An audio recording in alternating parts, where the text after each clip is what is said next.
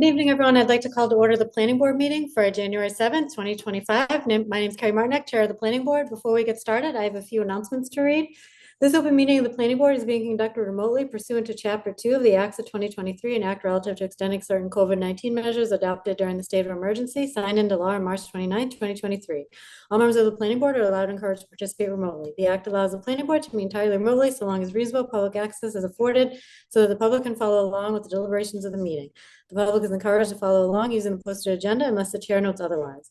Members of the public who wish to view the live stream of this meeting may do so by going to Northborough Remote Meetings on YouTube via the link listed on the agenda. Ensuring public access does not ensure public participation unless such participation is required by law. This meeting will feature public comment. Members, when I call your name, please respond in the affirmative. Anthony Zaitin?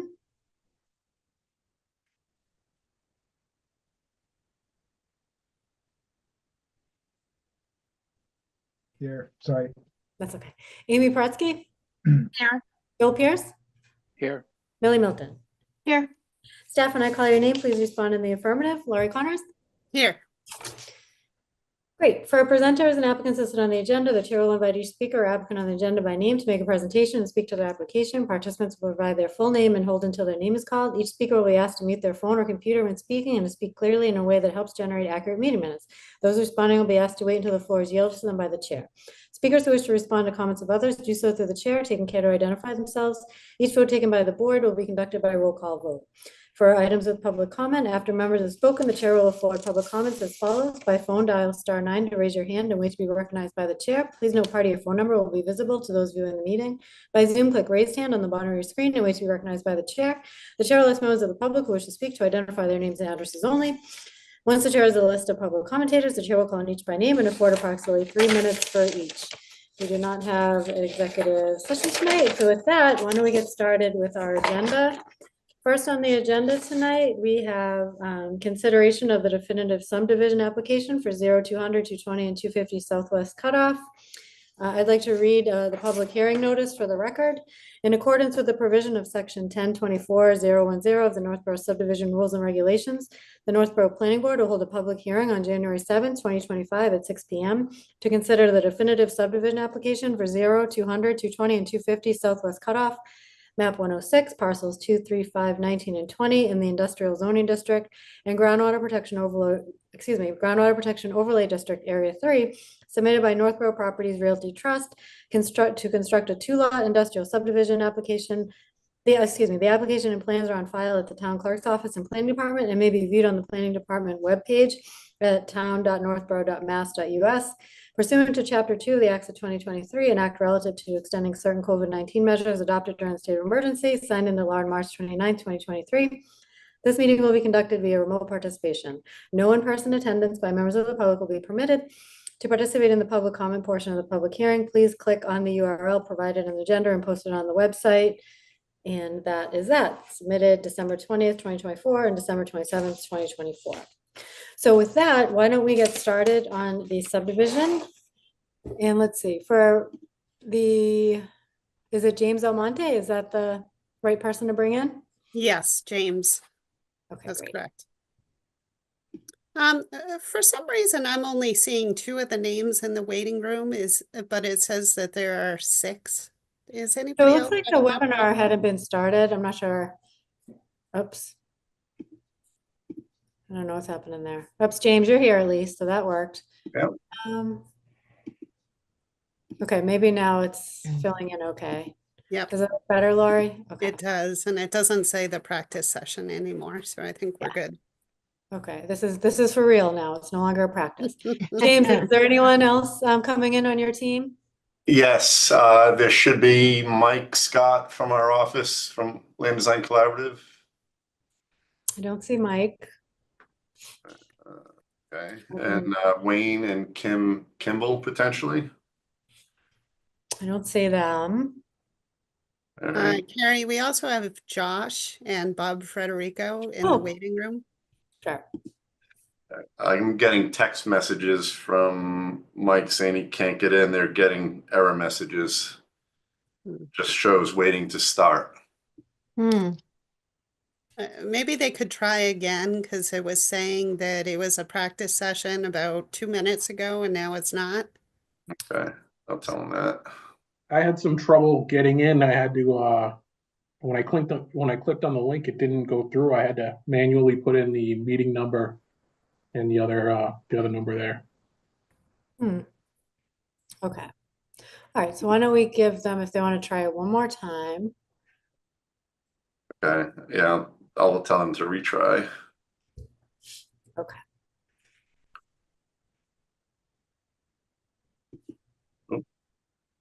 Love autocorrect. Did you say Michael Scott? Yes. Okay, he's in the waiting room now. Okay.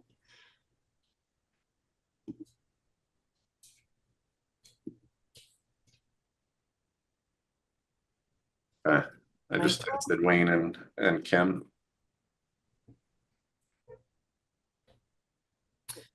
Okay, would you like to get started, James, or would you like Yeah, to? we might as well. We can get started. If they happen to join, if you could just let them in, I'd appreciate that. Okay, all right, so I'll keep an eye out, and Lori and anyone else, if you happen to catch it too, then we'll just bring them on in. Okay, great. So, James, if you'd like to talk a little bit about the plan, I know we have some letters from staff as well to address and whatnot, but why don't you get started? Okay, will do. Thank you. Again, just for the record, my name is James Almonte. I'm a principal and registered landscape architect with Land Design Collaborative. Again, Mike Scott is also a principal. He's a professional engineer on the project. So if you recall, I'm sure we had submitted a preliminary plan to the board, preliminary subdivision plan to the board back in May of last year. And the sole purpose of the filing is to freeze the prior zoning, I guess, at this point.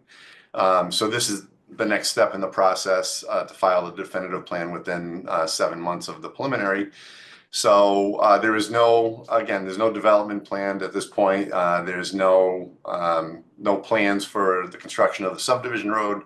The whole sole purpose is, again, just to strictly freeze the prior zoning. And the reason why is basically the Kimballs just want to keep their options open for potential uses down the road, whether it be industrial or to follow the current zoning. So prior to this filing, we sat down with Lori again to do a pre-submission meeting just to ensure that the submission was complete and we were adhering to all of the regulations. So I don't know if you want me to share my screen. I can kind of go through the plans quickly. Sure, that'd be great. Mhm. Are you able to share? Do you have any Yep, trouble? I think so. Oh, there you go. You do. Okay, so I'll just kind of go through these quickly. I know you've seen them before. They're not a whole heck of a lot of changes from the previous plan, but so this is the site. I'm sure you're all familiar with it. It's located on Route 20 on the west side of Route 20.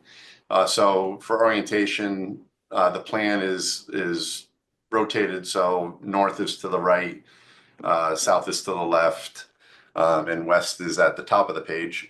So this is the property, total of about 58 acres or so. Again, located on the west side of Route 20. There are some undetermined wetlands or unconfirmed wetlands located on the property. One to the northwest and another small one located to the northwest, located in this area here. Frontage on Route 20, and it also abuts the north driveway to Northborough Crossing. So that's kind of an overview of the existing conditions plan. And then we have some 40 scale enlargements of the different areas. So this is the northeast corner of the property. Again, it's an existing gravel mining operation. So the topography is consistent with that type of operation. Lots of stockpile areas, as you would see here. A lot of variations in existing grades, and they're constantly changing daily as they mine their material on site. So that's the northeast corner. This is the southeast corner. Again, Route 20 at the bottom. And then this is the northwest corner, which shows the wetland in that corner. Wegmans and Northborough Crossing is located up in this area at the top of the page. And again, the northeast corner of the site. That's just the existing addition. So as part of the, and just to back up a second, so there is an intermittent stream located in this corner as well. There is no riverfront area, there's no floodplain, and there is no natural heritage or endangered species on the site. The small portion of the site in the northeast corner is in Groundwater Protection Overlay District 3, which is shown here as that dash line. So as part of the proposed subdivision, we're proposing to create simply just 2 lots off of a subdivision road, which is located in the existing location or the location of the existing site driveway to the mining operation here. As I believe the preliminary plan, we had shown a 300-foot or so length cul-de-sac. So the one change or the couple changes that we did make as part of the definitive filing, we shortened that road to minimize the impervious surface. The current road as proposed is about 185 feet now, so we did shorten that. And then we did reconfigure the lots slightly. Just the previous plan had lot 1, which was a little bit smaller and kind of ran across the frontage of the site. And lot 2 was a much larger lot. So just to kind of equally distribute the land between the 2 lots, we just reconfigured that and made them a little bit more equal in size. So those were basically the 2 changes that we made from the preliminary plan. We shortened the road and we reconfigured the lots to have them be a little bit more equal in size. So this is again an enlargement, 40 scale enlargement of the proposed subdivision road. And then you can see the lot lines between lot 1 and lot 2. So lot 1 now is about, lot 1 is about 24 acres. 97% of that is upland, and it has about 291 feet of frontage on the subdivision road. And then it has several hundred feet of frontage on Route 20 as well. And then lot 2 is about 35.5 acres. 85% of that is upland. It has about 156 feet of frontage on the subdivision road. And I believe about 250 feet of frontage or so on Route 20 as well. So again, we're showing a 50-foot right-of-way with a 28 feet of pavement width and a 60-foot diameter cul-de-sac bulb, with 50 feet of that being paved. There's a 4-foot grass strip and a 5-foot sidewalk on both sides with vertical granite curbing on the edge of pavement. Basically designed in accordance with the Northborough subdivision rules and regulations. So again, as part of the definitive plan, we had to add more detail on grading, drainage, utilities, stormwater. So you'll see that as part of this submission as well. So these are basically just the lotting plans with the bearings and distances shown. And then this is an index sheet of the grading and drainage plan at 100 scale. It's kind of hard to see the detail of what's going on here, but basically a 40 scale enlargement showing the pavement, the property lines, the off-grading for the road, and street trees have now been added. Site lighting has been added.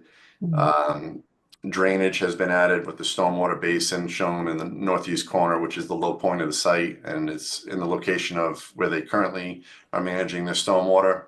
So we're trying to take advantage of that. And then again, more details to the plans and profiles, which show more details on the utilities and grading and stormwater. So basically, the road is graded at a 2% slope up from Route 20 with a high point at the center of the cul-de-sac bulb, and then it gradually slopes back down again at 2% to the end of the pavement at the cul-de-sac.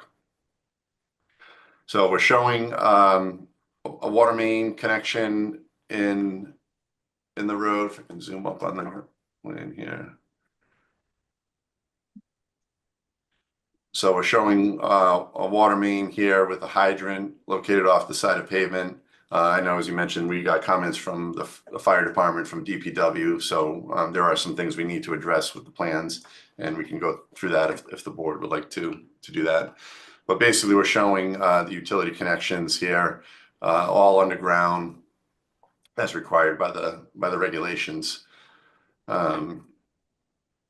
So wastewater for sewer, right now we're showing a force main running across along the frontage of the site. There is the pump station on Route 20, which abuts our property, which we're showing. And we had it, yeah. So we had an inset showing basically a connection to a force main running along the frontage within a sewer easement connecting to the pump station on Route 20. So again, depending on the final user of this site, which is undetermined, the site is conducive to on-site wastewater. So that is another option as opposed to connecting to the municipal system. So kind of hard to determine which direction we would head in depending until we know what the final user is. But we did want to leave that option open for future development if possible. So again, just more details added to the plans, literal construction details for erosion control, sidewalks, signage, pavement details, and then the Northborough standards for utility connections and for other items. So essentially that's the proposal. And again, as you mentioned, we did get a number of comments from various town boards or departments over the last week and as recent as yesterday. So we're working on pulling together a written response to those comments and wanted to get any additional comments that the board may have and basically respond to those comments in writing and then follow up with a revised set of plans to address those comments on the plans as well.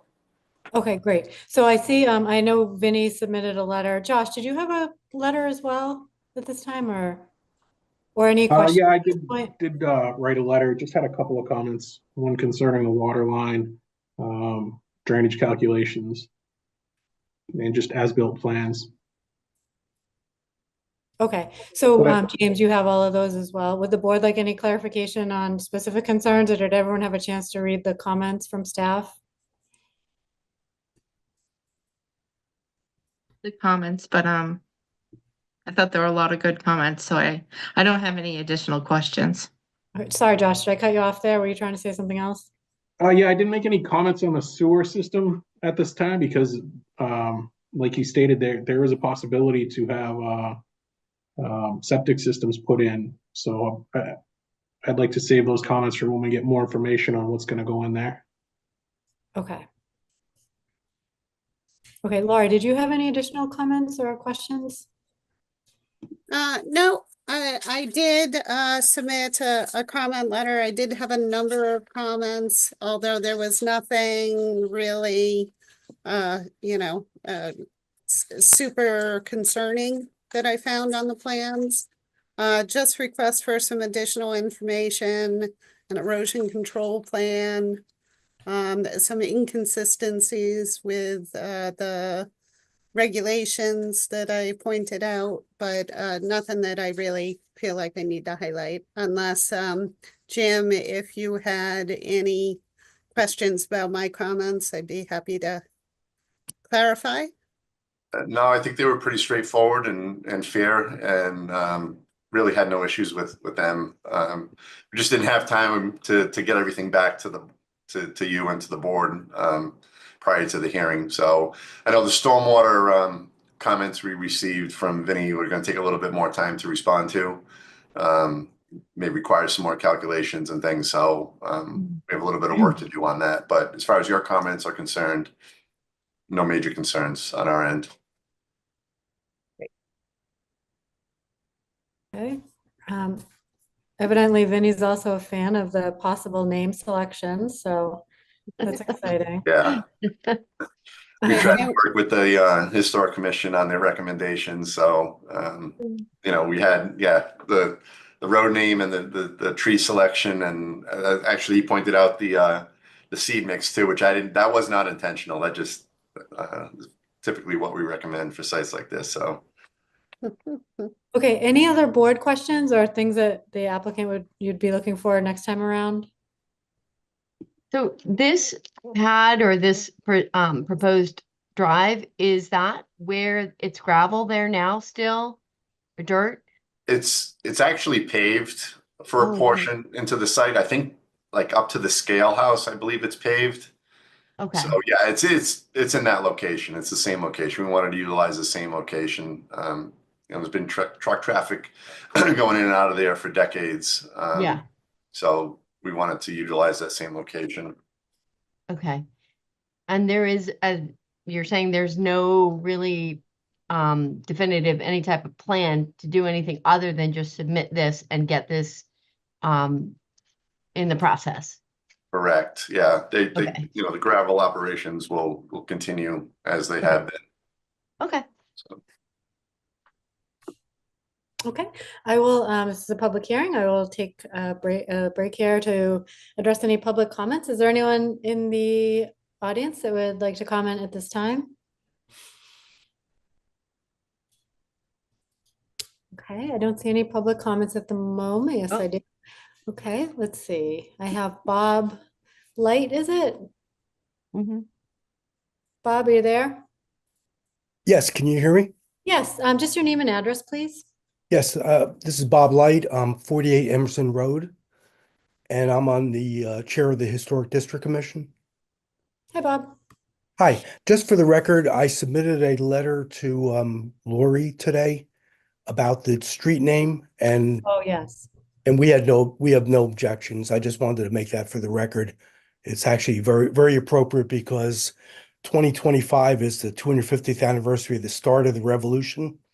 And Northborough is very proud of our Minutemen that marched to Concord and Cambridge in April of 1775.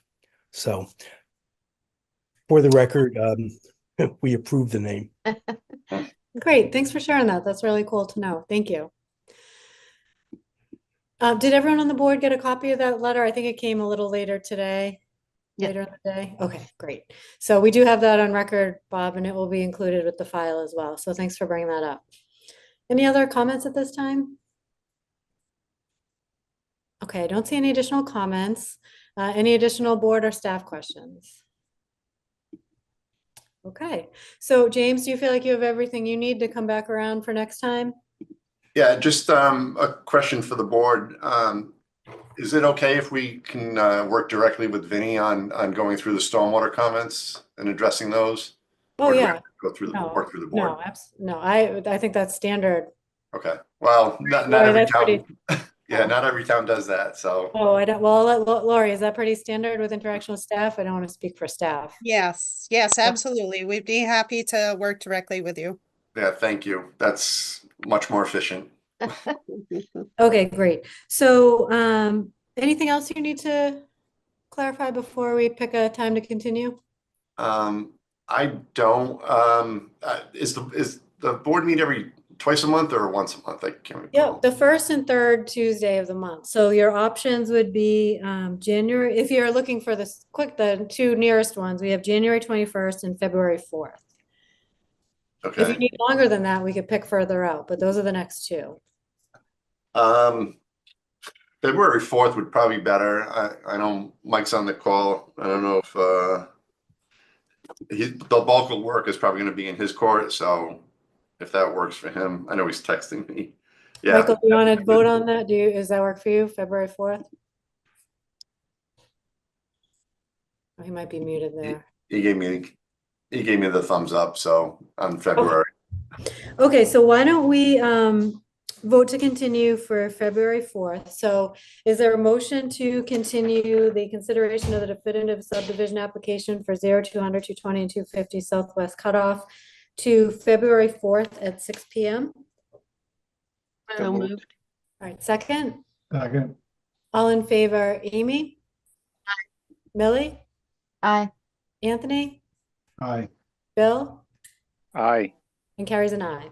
Okay, great. So we'll see you back on February 4th at 6 p.m. Great. Thank you so much. Appreciate your time. All right, thanks. All right, bye-bye. Okay, next on the agenda, we have A&R's lot releases and bonds, but it doesn't look like anything is actually there. So nothing to cover there. Okay, next we have discussion of BWALT, or would I just call that BWALT? I don't know. Trail and support letter. Is it, would I say BWALT or BWALT? What's the, do we know? I don't know. I've I heard say it be referred to well. as B-wall. All right. Okay, so why don't we be what we do? All right, so I'm going to invite Don Byrne to join us and talk a little bit about this. The goal here is to just determine if the board would like to submit a letter of support. So why don't I bring him in? Okay. Oops, did we lose him? There he is. Okay, hi Don, welcome. Oops, you're on mute there. Oops, there you go. Can you hear us okay? I can hear you. Okay, great. Okay, did you want to share a little bit about this with the board and Yeah, open if the you don't discussion mind, first? I've got a short presentation. I'll share my screen and I'll go to share screen and then bring up my PowerPoint real quick. Sure, that sounds great.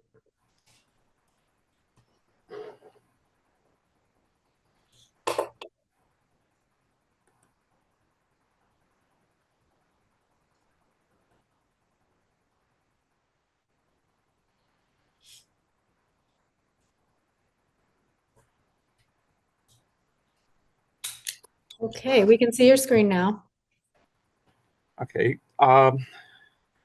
Good evening. My name is Don Byrne. I'm a resident of Westboro, and I'm the guy who thought up the Boston Worcester Airline Trail, better known as BWALT. I'm here as a private citizen tonight, trying to get communities interested in looking at possibly building BWALT, or at least exploring whether it's something that makes sense for them.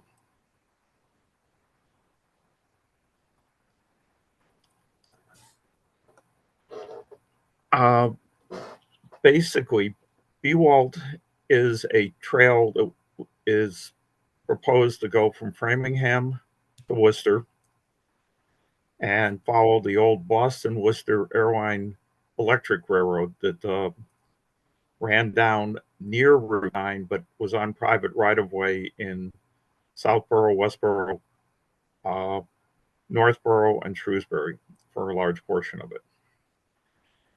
The trail will also have two spurs, one of which would go up from Southborough to Marlborough, connecting to the Assabet River Rail Trail, and the one that's probably more interesting to Northborough, which is the spur that goes up through Northborough to Berlin to connect to the Mass Central Rail Trail. The Mass Central Rail Trail, if you don't know about it, is the state's premier trail that they're building that's going to go 108 miles from Boston to Northampton, and they have secured almost 85% of the right of way, and they are rapidly building out the trail. Something like 60% is done, but they're going for the other, or 60 miles is roughly done, and they're going for the rest here shortly. Speaking of Worcester, I was at a meeting in Worcester on Sunday and discovered that the city of Worcester's Department of Planning, or Department of Transportation, actually has as a possible future project to explore extending the Boston Worcester Airline Trail, because it really ends at the Burns Bridge right in the as you get into Worcester. Now, in Northborough, there are actually two separated segments of the BWALT Trail. The first one is the Route 9 corridor and goes from Walmart to the Shrewsbury town line. And this particular section would connect Northborough Crossing and the Avalon Apartments to Westboro, provide an easy way for people to get to Walmart, get to Northborough Crossing. And Westboro is actively at the moment going to be starting construction within the next year and a half of a section that goes from Walmart, of the trail in Westboro that goes from Walmart down to the MBTA station. So this would actually connect Avalon and that area and the Northborough crossing to the MBTA station. And the other thing is there are a number of apartments in Shrewsbury that I'm trying to interest Shrewsbury in building the trail, and they would provide an easy connection for them. And especially with Shrewsbury's Stop and Shop going away, this would provide probably more traffic again to Northborough Crossing without necessarily having it all have to be in cars. The other section starts at the Old State Hospital on the Westboro-Northborough line and goes around the back of the Cedar Hill, and then gets on the MWRA Wachusett Aqueduct and follows the aqueduct all the way up to the Berlin town line. This has, for Northborough, should be very attractive because it connects your two industrial areas on Bartlett Street and Barefoot Road to a number of areas in town and provides a good base link for other bicycle improvements, since I know your town is interested in expanding, at least according to your master plan, is hoping to expand your bicycle facilities in town. The trail would connect the beach on Lake Chauncey with the two recreational fields you have on your East Main Street. It would provide for Algonquin High School to have a safe routes to school for bicycling to bring to a large number of areas. And it connects a lot of the open space in your town together, which is already being done with the walking trail that is on that corridor. The first thing people ask when you start talking about shared use paths is, how are we going to pay for this?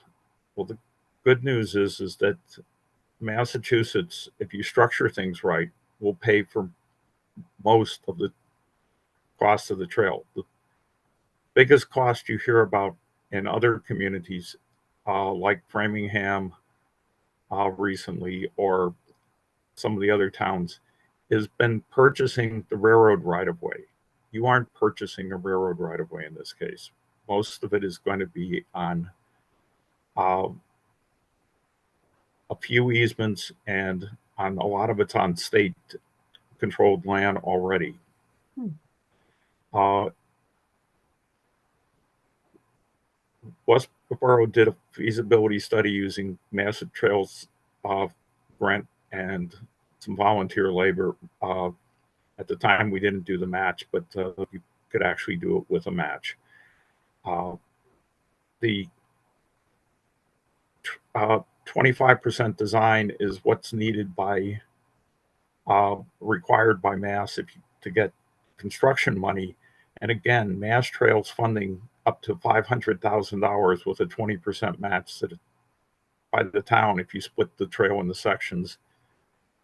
It also means you can do it piecemeal and have more control.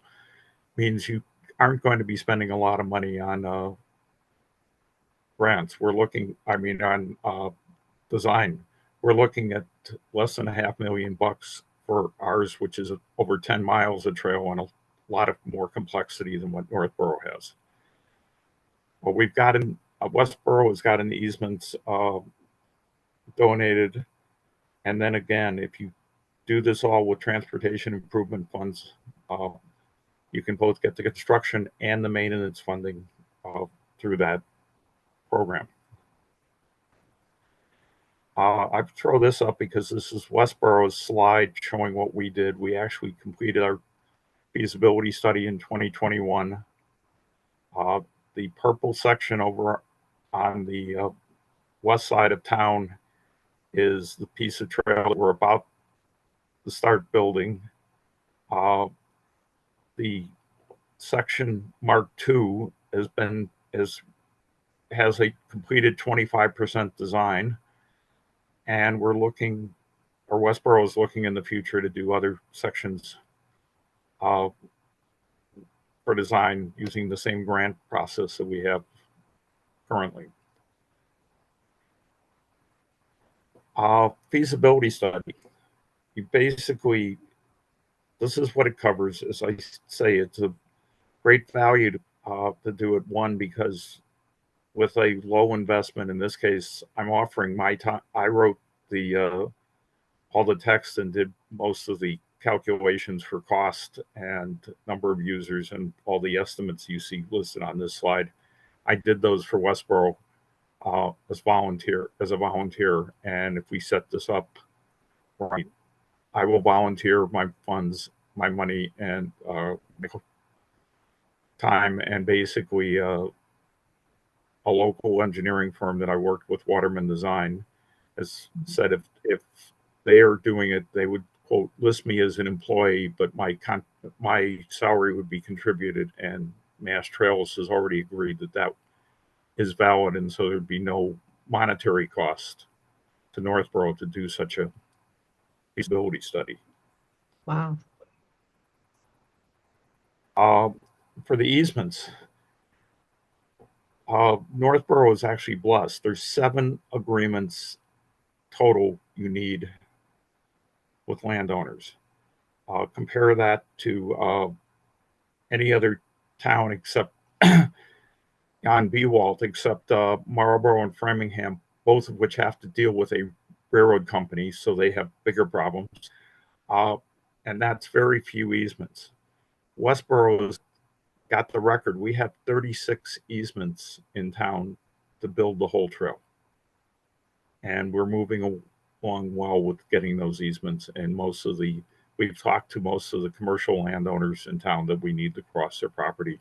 And they're all seem to be willing and friendly to work with us. That would be 3 easements along the Route 9 corridor, plus the agreement with MassDOT, because you're using the MassDOT driveway to get down there. And there's 1 easement near up by on Barefoot Road, so you can use the railroad crossing on Barefoot and not have to worry about doing something special to cross the tracks.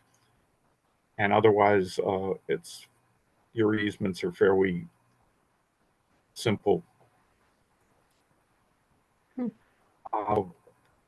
So basically, where are we? One, I am trying to work to convince MWRA to allow the trail on the Wachusett Aqueduct. Actually, not only the Wachusett Aqueduct, but I'm working with some other trail efforts. Part of the reason I'm leading this is I have actually dealt with MWRA before. I'm the guy who got the trail through the filtration plant in Northborough, Marlboro, up there in the corner.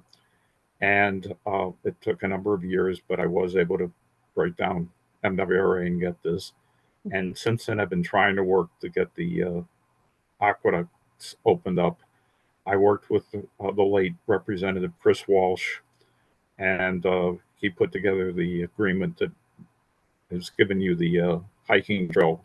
And Chris was of the belief, and I was of the belief at the time, that agreement should have allowed you to build a shared use path. I understand MWRA is pushing back a little, but I'm willing to try to go forward, and right now doing research, because I can, among other things, I can show that the city of New York actually has on part of their aqueduct and on the water supply next to it, like the equivalent of Quabbin, for 1/3 of the total water supply for New York is provided, has a rail trail on it. I'd like to encourage you to explore doing the Mass Trails grant if we can get MWRA going, so that maybe in 2026 file for a grant. And again, as I say, I offer to do the labor, a lot of the writing, and therefore provide them matching money without the town having to spend any money on this. And I'd like you to consider sending a letter to the Westboro Select Board and the Westboro Planning Board indicating that Northborough is still interested in the trail. And finally, if you want to learn more about BWALD, Town of Westboro has a page with all the documents that we have that we've been doing over the years since we started this in 2012. That's it. And if I'll be happy, I've given Amy most of this. I will give her the latest version of this, and she can distribute it to anyone who wishes a hard copy of the slides. And I'm open for questions. Okay, great. Thanks for your presentation. Board members, any questions, comments? Yeah, so we will get a copy of these slides. Is that what you said? Yes. Great, great. Complete with speaker notes even. They may not be exactly what I said, but at least they'll give you the same general sense. So Great. Okay, Bill, you got a question there? Yeah, so I know, and I have always been a fan of this trail, and so thank you for all the hard work you've put into this. I know back, I think 3 or 4 years ago, we were looking at doing this, and we got hung up on the aqueduct, right? We did a feasibility study, and we wanted to continue the trail over the top of the aqueduct, like it was when the aqueduct was first built in the late 19th century. But we ran into a bunch of problems. Is the intent here still to go over the top of the aqueduct, or are you going to look to try to sort of go around it? you're referring to the Aqueduct Bridge. Yes. Yeah. Yeah. I'm not sure. I believe you folks are still pursuing that and going over the Aqueduct Bridge. And if the Aqueduct Bridge is available, we'd love to go over it. Otherwise, we would look at a on-road solution to get around that problem. That's part of what the feasibility study would do, is it would offer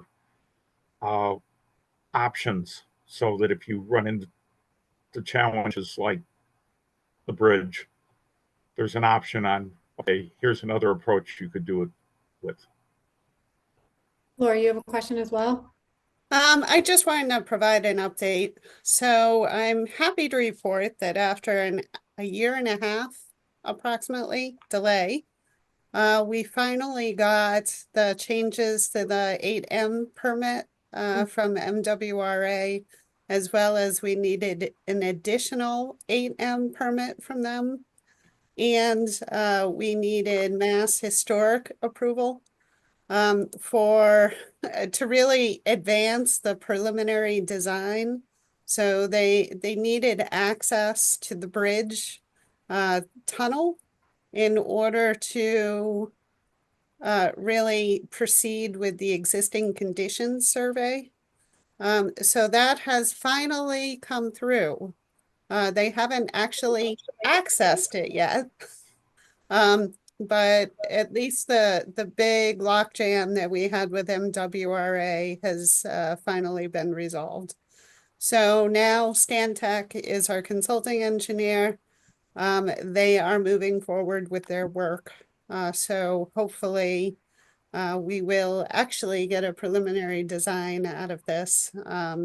I believe we signed the contract like 2.5 years ago. So it has, that's one of the concerns that I have with the BWALT is the significant challenge that we had just to get access to the bridge leads me to believe that you know, they had previously told us that they were unwilling to allow surfacing on the aqueduct. So Don, do you have any updates? Have they been willing to reconsider that at all? It hasn't really, we haven't really approached them. I didn't approach them because I knew you folks were working on the bridge, and the last thing I wanted to do was add confusion to the process. But there are a number of the communities further in that have small portions where they need to go on an existing aqueduct or operational aqueduct. I can tell you from having spent 15 years negotiating with MWRA on various things, that I find that there's actually two parts to MWRA. There's the MWRA Parks and Recreation Division that would love to open up all their aqueducts and all their land. And then there is the MWRA, I call it mass criminal incarceration group, or, or the MCI prisons almost, because they're out of the attitude is they should be putting up barbed wire and holding it. What you have to do is find the balance and find somebody in the parks and recreation side who will help lead you or help support you, and then get legislators and other people going. Now, I know there is interest with the Legislative Trails Caucus, which is a group of about 40 legislators in the state House, on making sure the aqueducts are a possible use for trails. So what I'm trying to do is build up at the moment a list of all the places in the country where other people are building trails on water supply aqueducts, and then say, hey, wait a minute, if they can do it, why can't we? And start with that.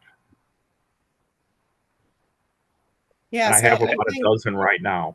I actually have about a dozen different places that they're building them along open channels right next to it, or building it on top of the pipe, or other things. So it's not across the country. So it's not just a single case or that we're unique. There is a good argument. Well, and I would even say that, we just, a couple months ago, we just approved a project where they're building an entire road for semi trucks to go over the aqueduct. So, but I think the other concern there too was either some Verizon or some electrical lines that were up in that area. So, like I said, I love this project. I really want to move forward with this, and I think we should. We need to make sure that we can be realistic in our expectations here. Right. And that's why I'm not suggesting anything until we can get MWRA at least to move a little, but I'll look for your help, especially now that you have your bridge situation. I am looking for help to support this. Okay, Amy, did you have something there? Yeah, just a quick small thing is back to Bill's comment is Ashley and I were bringing a CBC application forward with Don's help to CBC in 2021, but we didn't. So the feasibility study hasn't been done yet because we heard of the MWRA pushback. But I think, with the master plan, it says we want to expand our bike trails. I still think the two things that can come out of tonight, I would love to support a letter to Don from the planning board to support him, because Westboro wants to know if Northborough is open to still looking at the ideas. And I think even the Westboro B-Walt on Route 9, if that could be done, that's not on the aqueduct, I think that would be helpful, because like you said, it connects Avalon to the MBTA and to Walmart. And I know some nights I go down Route 9 and there are people walking down Route 9. So if there was a safe place for them to be able to walk or ride a bike, I think that would be great. But I think for him to move forward in Westboro, they want to hear that Northborough, one day or would be open to this, whether it's now or the future. But I did write a draft letter that I would share with the board. But the second thing I wanted to do was get support to bring forward the feasibility study, whether it's this year at the CPC, which isn't until November, if we could work on the trails. Because Carrie Salwa also said during our economic development forum how important the trails are. And she also told me when I met with her that she is working at the state level to try to get MWRA to open it up as a trail.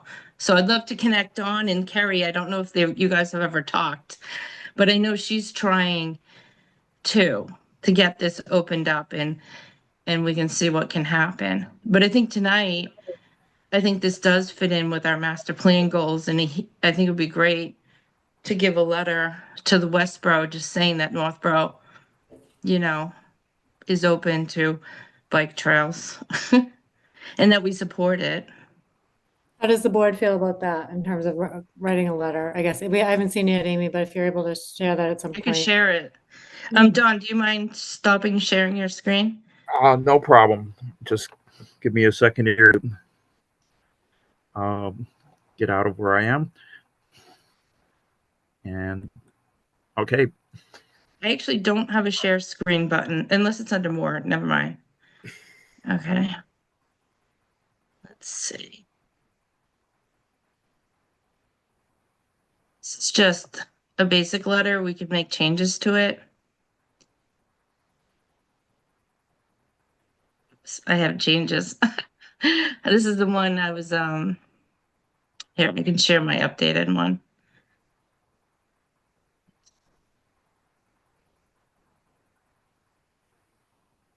I'm gonna share. I was making some changes.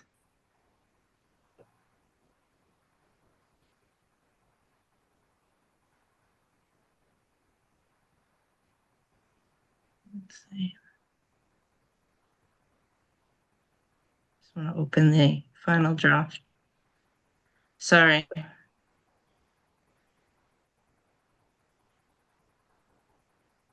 Just want to.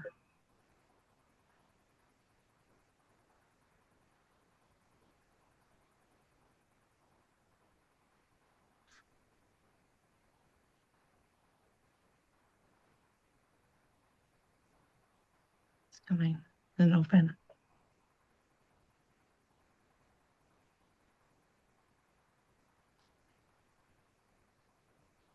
For some reason, every time I click on it, it's not opening. So I'll share the one. It's fine if it has the edits on it. Yeah. Okay, let me, sorry.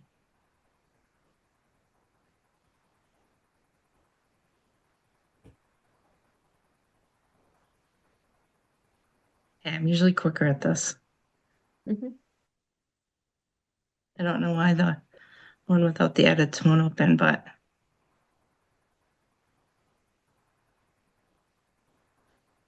So this is the basic, but I figured we could make questions to it too. I mean, changes if we had to.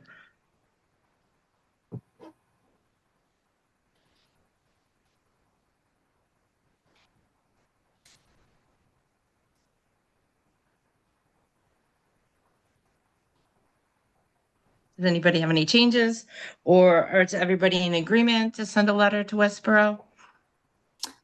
Thoughts on the letter of support? I mean, like I said before, I'm all for the entire trail, so I would be fine with it. The only thing I would suggest, Amy, is maybe that second to last paragraph. I don't want to limit us to them thinking that we're only going to do that part. Great. Right. So we can make those changes. What would you like to? I just think that, we keep it to the Bewalt Trail project. Yeah, Yeah. I can just say this trail will have a positive impact on residents who would like to safely Right. walk, bike. Yeah. Yeah. Millie or Anthony, any? Love it. Yeah. No, Okay. I'm definitely in favor of it. Okay. And What maybe later on in the year, I might ask for support to do the feasibility study. I don't know if we want to talk about that tonight or later on, but it doesn't sound like there's a lot of cost to Northborough to go ahead with the feasibility study. And we don't need the MWRA, right, Don, to do the Route 9 part? The Route 9 part, you wouldn't need MWRA. We would at least probably we're going to need data from MWRA at least for the other piece, just so, we can be more intelligent. I mean, we could write one without it, but you're not getting the quality of a study that I feel is good or desirable. Okay. I do suggest to people that if they want, take a look at the link that I put in my slide. That, as I say, I will get Amy the new slides, the latest version of the slides. We do have the Westboro feasibility study online, and while as the author, I immediately, the moment I put something out, I go, I could do better. I do think it provides a lot of the answers to a lot of the questions people would be looking for. And so you can use that as a basis to start thinking of, is this what we want, or what other things do we want in a feasibility study? Okay, So, well, why don't we, since this is the first time the board's really looking at it all, why don't we start with the support letter, and then if the board has a chance to look at some of those materials and determine what that looks like in terms of feasibility. Laurie, have you already seen these materials? I have seen some, but not everything. This is the first time I'm seeing this letter. Okay, so why don't we all take, start with the support, there's a general support here, and then come back around after everyone has a chance to review the materials, and then talk about what that looks like for next steps. So Sound good? Lori, if I forward it to you, can you put it on town letterhead and then send it to the Westboro Select Board and Planning Board? Yeah, I'd be happy to do that. Okay, great. Is that how we should do it, Don? Just send it right to the Planning Board and Select Yeah. Board? yes, please do that. We are actually having a meeting a week from Thursday on the 16th about what we're doing in Westboro. Number of people have asked questions, so we're having a public meeting if anyone is interested in attending. Okay, and where is that? It's going to be January 16th at 6 p.m. in the Forbes Municipal Building, Great Hall. Basically, the police station, and go up to the stairs by the police station. You'll be right there where the meeting is. Okay. Up Very one great. floor. Don, Well, what we'll is get the it out. name of your group? What? Do you have a volunteer committee that's coordinating this? It's basically, I have not really got any formal. I've got a number of people who are interested in helping. But I'm trying to collect, before I have a group, I want to really try to find representatives from individual towns. I'm working with Shrewsbury, and they're also looking at the idea of a feasibility study. I'm talking to some folks in Berlin. They're a little tied up because they're in the middle of the Mass Central Rail Trail, and the state is pushing them actively on that. I'm working with the Trails Committee in Southborough on this. I'm working with the Bicycle and Pedestrian Committee in Framingham on this. I'm trying to get people to see if we can come up with some, get some people who are interested in creating an informal or formal group representing the towns. And I will probably be trying to do a road show with our Westboro's assistant town planner to talk about what we're doing and see if we want to try to go more formal with, also I work with CMRPC to get that going. Okay, well, sounds great. Thanks so much for your presentation and for joining us this evening, and really appreciate all your work. And Amy knows how to reach me, and feel free if anyone has questions to send me an email, and I'll be happy to try to respond. Okay, that's great. Thanks so much. Have a good night. Thank you. Good night. Thanks. Good night. Thank you. Okay, so that's great. Next on our agenda is we have discussion of bylaws for annual town meeting. So Lori, you sent over, let's see, I think I have the most recent. Oh, great, you're sharing, so I don't have to bother. Great. Okay. Yes. Why don't we get back to our bylaws and get that moving? And then when do we have to have a public hearing, Lori, before we get started here? I think we really need to aim for our second meeting in February, Okay. because then for typically public- they like the articles by the middle of March. Okay, so do we have to, so I guess we have time to announce that then. We have to do our public hearing notice and whatnot, and we'll get that. Okay, great. Right. Okay, so let's take it from the top. Yes. So just a little bit of background information. Amy and I sat down this afternoon. We spent a couple of hours going through her suggested changes to the accessory dwelling bylaw, which I had updated to include Bob's comments that he sent along, I believe in December. And then we also looked over the inclusionary zoning bylaw. I did have time to incorporate our discussion in these articles. However, I did not in the inclusionary zoning bylaw. So I thought that we could just set that aside for the next meeting. So Amy and I can just work together to make sure that we're on the same page, and hopefully Bob can join in on that conversation as well before we present it to you folks, hopefully at the next meeting. So I just didn't want to waste your time with all of our back and forth. Okay, so our may- board members, is that okay with everybody? Yeah. All right. Thank Okay. you. I appreciate your time put into it.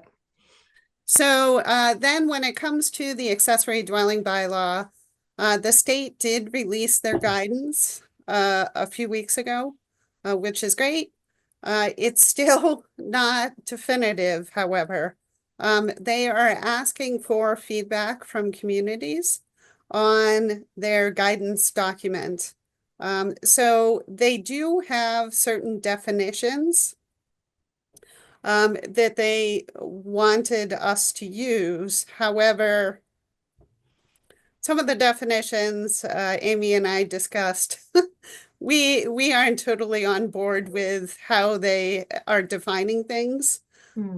So a couple of them I include here. These ones I thought, we thought made more sense, whereas some of the other definitions we left off at this point because we think that they will probably change. Or possibly we may just want to stick with our own definition because our definition is better. So clarification, Laurie, that's exactly what I was gonna ask. We're not obligated to go by what they're just providing guidance, general guidance, and we're not obligated to do every single, every dot every I and cross every T the same way. Correct. So there are some things that are musts, and then there are some things that are guides. Okay, So like I said, it's still kind of in flux at this point. But I guess we could just start off with the definition of dwelling. So you can see our definition is showing up here as being struck out. And then this is their definition: a single housing unit providing complete independent living facilities for one or more persons, including permanent provisions for living, sleeping, eating, cooking, and sanitation. So see also section 7-05-020 is obviously part of our definition today, and I recommend that we keep. Bob, did you have any issues with this new definition for dwelling?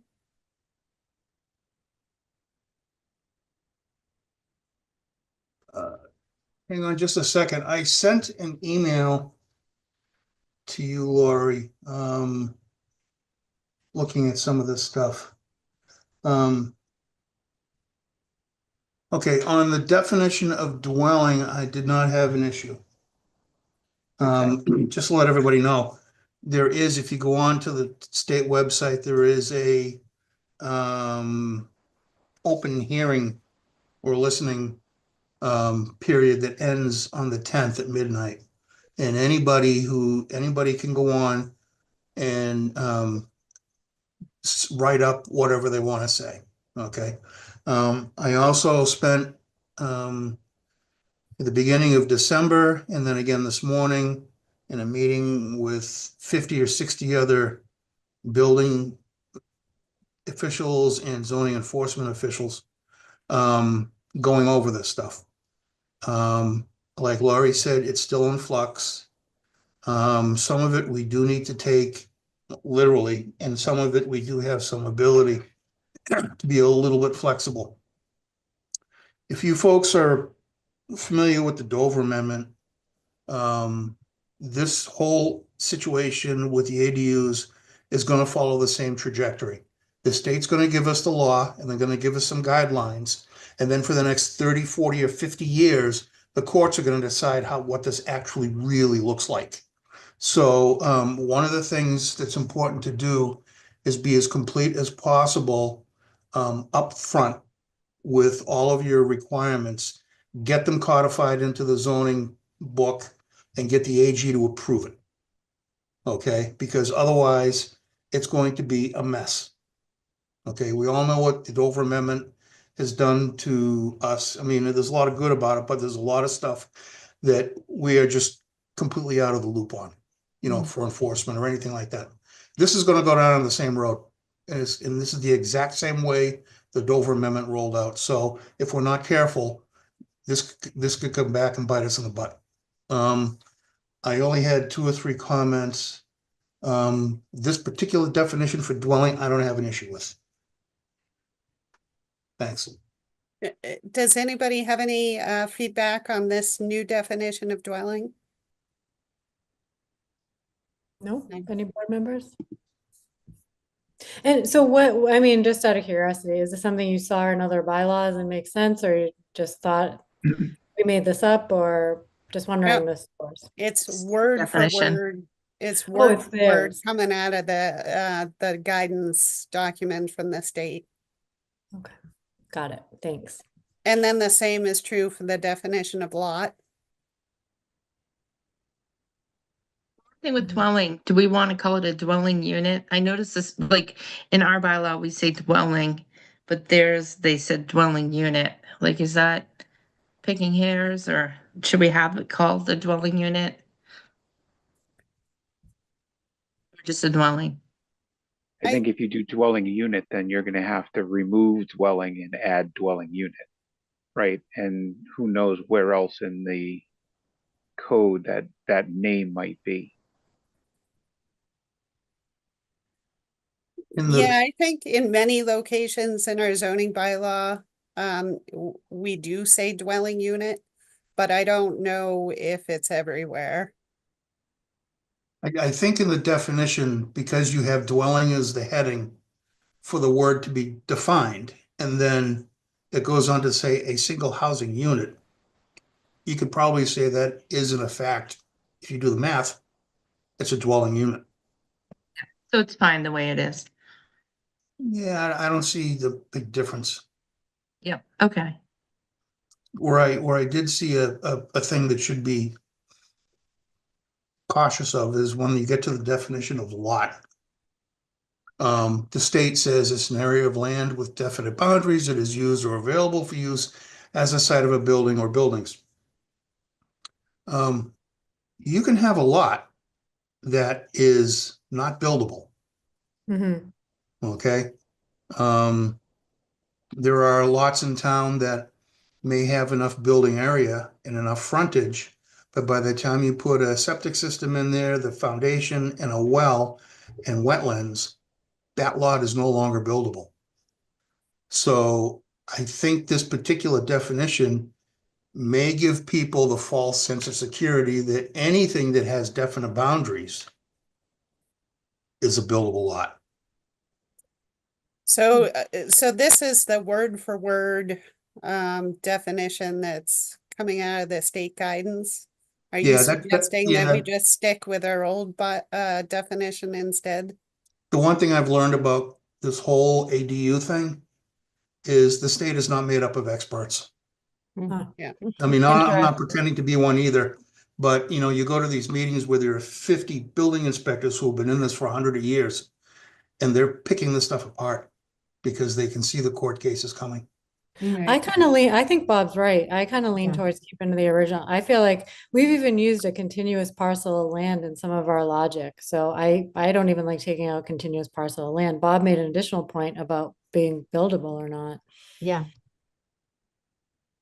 Yeah, I Any thoughts agree. on that from the board? Yeah. I agree with I think that. it's fine to leave it, yeah.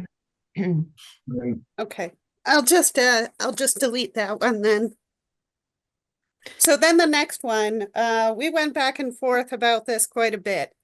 And of course, the guidance says that you can allow site plan approval. However, if you don't do site plan approval on single family homes, then you really are very limited as to what you can do for accessory dwellings, which was interesting because it kind of contradicts itself. Mhm. They're allowing you to do site plan review, but then they're telling you that if you don't do site plan review on single family homes, you can't do site plan review. So the compromise position that Amy and I came up with, and I spoke to Bob about this as well, is that instead of doing site plan review with the planning board, so right now, there is no site plan review by the planning board for accessory dwellings. It's just approved by Bob. But what we could do is we could say, if it's a detached accessory dwelling unit, then that would go through site plan review with the development review team. So that consists of all the development related department heads. So it has Bob. Bob is leading the show. We have the fire chief, we have the police chief, we have DPW, we have me, we have conservation agent. So we have all of the key folks represented. So is that something that folks would feel comfortable with? So this modification, the next article, all it says is that if it's a detached accessory dwelling unit, it would go through, actually, I see a typo. Instead of 20, it should say 2 parentheses. So I think process-wise, I'm not opposed. I wonder if volume-wise, is this, like, do we anticipate a large volume of ADUs? Like, all of a sudden, you're gonna have 20 of these meetings in a quarter, or we don't really anticipate, or we have no idea, period? I've had, since this was announced, I've had probably 4 or 5 people come to me looking to do ADUs. And what I've been telling them, to avoid confusion, is wait to at least February 2nd. Because once February 2nd comes in, what we currently have in our zoning for accessory dwelling units is basically put aside and the state comes in. I also understand that once we get to town meeting, we have the opportunity to bring in our own spin on the ADU requirements. And I think that's a wise idea.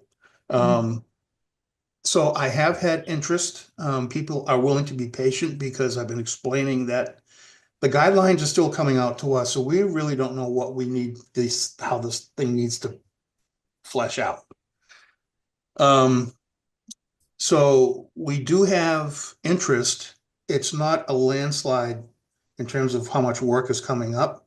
Okay.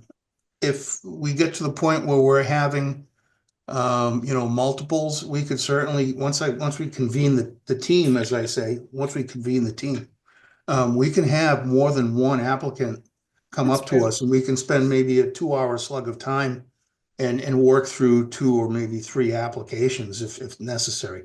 I don't think that's going to be a problem for workload. I do have one question or comment. If you look at the applicability and the last line,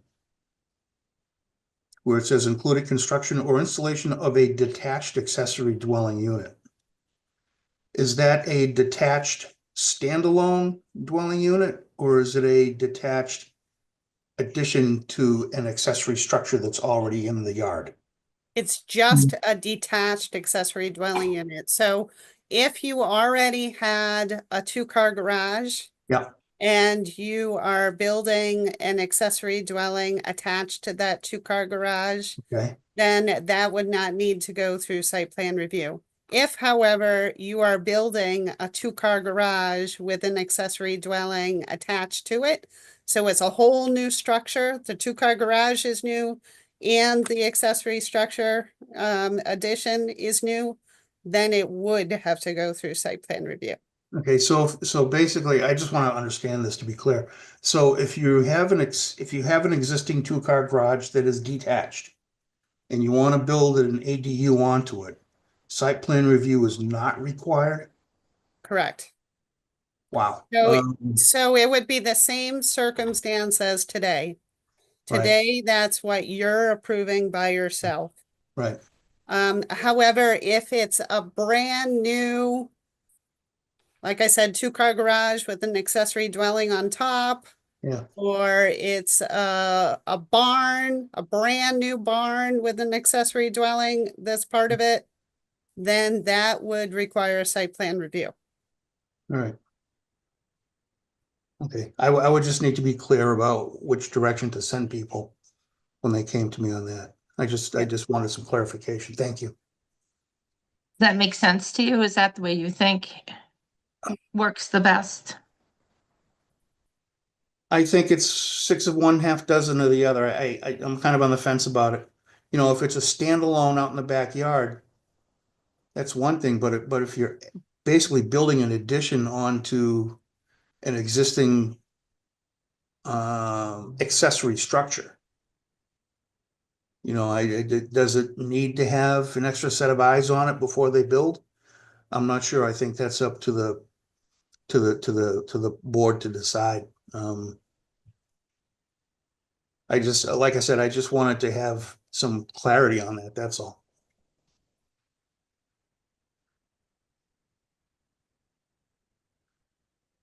Okay, any board questions on this one? Does that process sound right to the board? If they have a detached one and they wanted to put something, change any of the rules or regulations, would it help them to attach it to the house and then build the accessory unit? Is there any workarounds on that? Well, That's if you had a primary home and you wanted to have your accessory dwelling unit as part of the original home, all it would really take is a building permit without any type of site plan review or design review or anything like that. Right? You know, then again, you know, they're talking about, you know, back to Lori's point, the state says, well, we don't need, you know, a site plan review or anything like that for a single family home. Why do we need it for an accessory structure in the backyard? Right. I think that's one of those gray areas that, you know, and I really don't have an opinion one way or another. I'm just looking for clarity so that when this does hit the books, I know what we need to do. Yeah, and that's just what I'm trying to think about is what would be some of the workarounds that might come up to reclassify or requalify what they can or cannot do. Well, that's the thing. And again, you know, with these meetings I've been attending, is that we're trying to think of all the different types of workarounds that Yeah. people are going to come to us, because as soon as the law hits the books in Massachusetts, the first thing people do is they want to try to skirt it. Yep. And I see that every day, and this is a huge minefield if you don't get things buttoned up just right. So, you know, do you need minor site plan review for any of it? Do you want some? I think it's probably a wise idea. You don't know what kind of plans are coming up. You know, to be honest with you, I'm not real thrilled on the design of the one that went up on Summer Street. So I think it's probably a wise idea to have it. I don't know if it's going to be cleared by the AG's office. But typically they're generous in terms of the towns. So like I said, I'm on the fence. I really can't tell you which way to go, Yeah. you know? Way it's written now, the one on the Summer Street would have to go in front of the group, the No, development review team? No, no. because this is that the only. one with the pergola? Yeah, because they're attaching it to a pre-existing accessory structure. That's what I was wondering. Yeah. What is the address on that one? I don't know. I'm not familiar with it. 72, 74, something like that.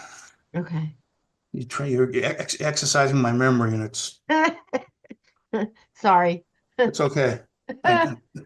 My memory could be wrong, but there was a definition I saw that to be considered attached, it needed to share 5 feet of wall space or something like Nope. that. That Oh, doesn't no. exist anywhere. That's the problem I've always had, is that when a building is attached, the building codes don't show it and the zoning code doesn't show it in terms of what considers and what meets the definition of attached. Find it. I think it's in a state definition somewhere that I saw. And But- if it's not in the building code and not in the zoning code, it doesn't matter. Yeah, It was in one of these new codes that I got. crazy. Mm. All right. So, moving on, under accessory dwelling unit, we simplified the decision at the definition of accessory dwelling. So now it no longer says anything about, if you remember the last version said, this is what the building permit requirements are versus site plan approval. So it deleted all that. Just scroll down a little. Oh. On the screen. Yep. Sorry. I'm looking just at following that one. my written version in my lap instead of that version. So you can see that I deleted the various types of options for what the accessory dwelling looks like. So it pretty much runs the gamut. So then it talks about the following conditions shall apply. So the first one was just deleted in its entirety because this is prohibited by the regulation. We cannot mandate owner occupancy. So then I renumber the bullets after that. So the first one here, there's only one accessory dwelling unit on a lot. The regulation does allow us to allow more than one accessory dwellings on a lot by special permit. But I didn't think that that was something that you folks would go for. But if I'm wrong, please speak up. Does anyone feel differently about this? I just have a quick question, and I might be a little confused here. So when you're talking about not more than one accessory dwelling unit on a lot, so if somebody builds an accessory dwelling unit, the example you gave earlier of a garage with, you know, a bedroom, say, above it, right? And then they want to add on to that later, isn't that 2? Because they already built 1? Yeah, so if they have, under that scenario, they have a 2-car garage with an accessory dwelling above. So this would allow you to build an entirely new apartment. So instead of having 1 accessory dwelling, you have 2. So you'd have 2 apartments. But that second one would only be allowed by special permit. So you get 1 accessory dwelling by right, and then you get a second one by special permit. The other thing that, again, has come up in these inspectors meetings is that, you know, we have a whole pile of duplexes out there already. All right. Those are classified as single-family homes. Those are not 2-family homes under the building code. So here we go. You have a pair of duplexes on a single lot. You can put 2 accessory dwelling units on it. Question at the meeting I went to with the state, because a lot of like towns, you know, the duplexes are probably owned by one person and rented out. But sometimes, like in our town, they sell both sides. So I was at the state meeting and I said, what happens when you have a duplex? You only allow 1 ADU per lot. Then what happens? And the person from the state said, I don't know, we haven't thought about that yet. Probably first come, first serve. So the first person who decides to do it is the one that gets to do it.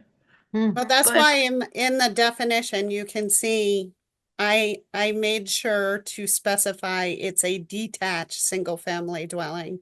Mm, So if all we said was on the same lot as a single-family dwelling, then that would enable them to be built in the duplex scenario or the townhouse scenario.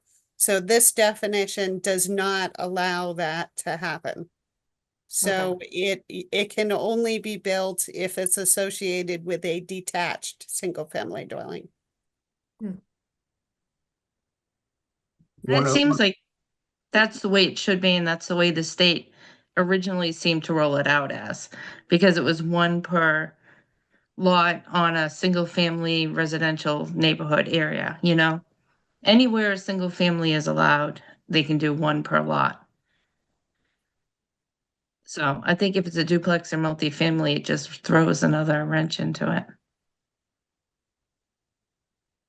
Okay, so then the new letter B, that's the same as it was last time when we went over this bylaw. I didn't make any changes there.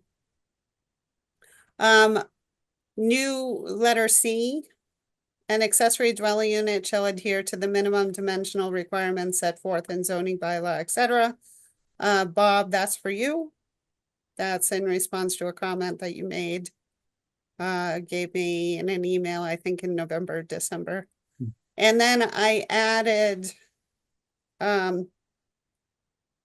because I wanted to keep all the dimensions together, the second sentence that says a detached accessory dwelling shall be located to the rear or side of the principal dwelling and shall be set back a minimum of 10 feet from other buildings on the lot. So this is the same as it was last month. However, Amy had made a comment about changing it to 20 feet. Then Bob had made a comment saying, no, it should be 10 feet. We discussed it today and the consensus we came to is 10 feet. Well, 10 feet is what we have in the books currently for accessory structures. I just thought that it's wise to keep it consistent. One of the questions in my response earlier today was about this particular section. As written, I think it's fine. But the other thing to remember is that all other setbacks need to be adhered to, including distances to wells, septic systems, and reserved septic areas on a lot.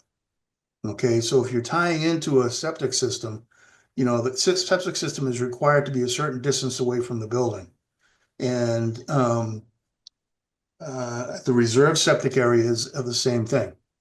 All right, so it's in also wells. Okay, so you know you have to be a certain distance away from the house. Wells need to be a certain distance away from each other. Okay, so I think it's important to include that. One of the things, just as a heads up for you folks, through our electronic permitting system, we're working on having a separate, distinct building permit for any accessory dwelling unit in town. So just like if you got onto our system and says I'm building a house, you check on new house and all the requirements come up for that. On this particular one, if you check on I'm building an ADU, whether it's attached to an existing home or a detached, you know, plunk and place as I call it, that's going to require a building permit, and it's going to have its own separate section of requirements. Because it's not just the zoning code we have to adhere to, it's the building code.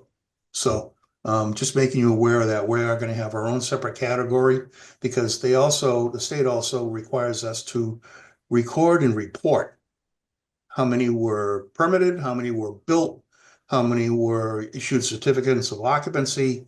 I don't know what they're going to do with the reports, but you know, it's one of those things that Boston is telling us we got to do it. So, and that should be coming up, and I'm hoping to have that up and running probably by the beginning of February. All right. They send you a reporting system that you have to use? Well, they are going to be supposedly in their bylaw that they're writing up is that they're going to send us the report that they want us to fill out. Oh, okay. Well, I'm assuming they're gonna send us some sort of a blank to fill out and send back to them. I don't know if it's gonna be paper or electronic. Knowing that these people, they don't have any idea of what they're doing. I mean, I'm honestly telling you this. Right, I have very, very little faith in the stuff coming out of Boston because nobody has thought it through. right. And it's up to us to figure it out, and I think that's unfair. And the thing that makes it hard, and even they were saying, is this is a blanket for every single town and city in the state. And we're all different. Every single, like, we're not the same as Somerville or Worcester. So it's like, it's very different for each town, but they're trying to make it a blanket statement on One how of, it should be done. one of the attendees at this morning's meeting was one of the higher ups from Boston. They're pulling their hair out, Oh, I'm sure. absolutely pulling their hair out. And like you said, Amy, this goes for every town from Boston to East Hampton, Right, where they may have one every 10 years. And this one size fits all. You gotta get right. creative to make it work.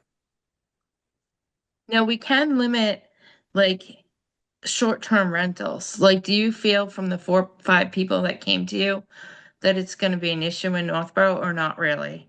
Like, I think if people want it for their, grandkids or their kids, it's fine, but if like people are gonna start coming in and I don't know.